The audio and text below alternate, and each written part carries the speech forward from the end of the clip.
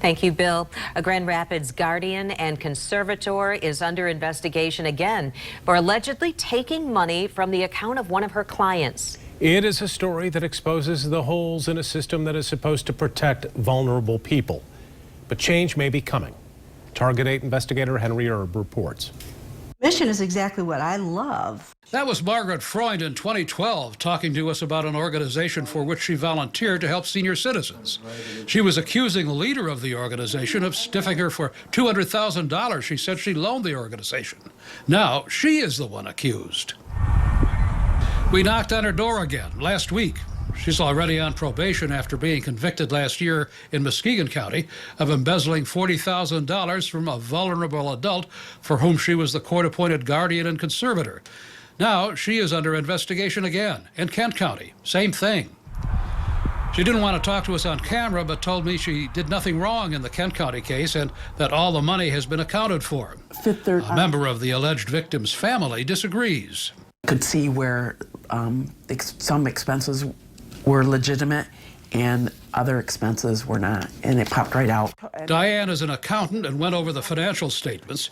She says she found mysterious transfers from the bank account in large sums. There's $2,000, $7,000, $7,000.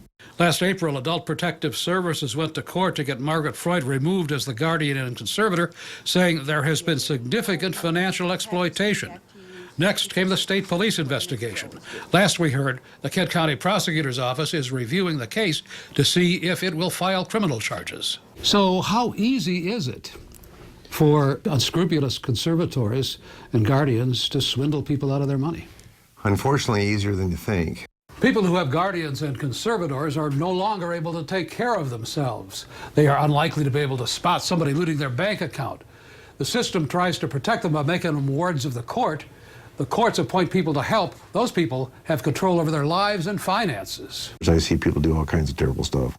So it is a surprise to Scott Teeter, who heads the State Attorney General's Financial Crimes Division, that in the Kent County case it was the ward who actually noticed money disappearing. And that's a really rare set of circumstances, honestly, where the ward would be in a position to identify possible financial exploitation where they're the victim of it.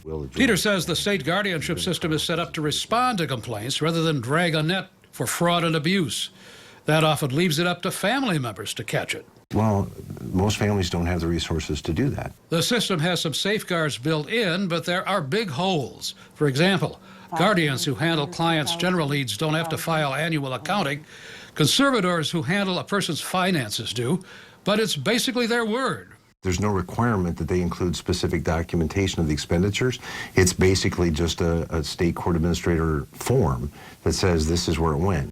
Teeter says that the financial reporting requirement was set up assuming judges would take a hard look. I can tell you that we've had complaints in cases where I've looked back and it was pretty clear the judge did not review them in detail. I've seen other times where judges have said, I noticed an irregularity. And right now, anybody can become a guardian or conservator with control over a vulnerable person's life. You could be stocking shelves at Walmart yesterday, no offense to those folks, but today you could be a guardian if the judge appoints you.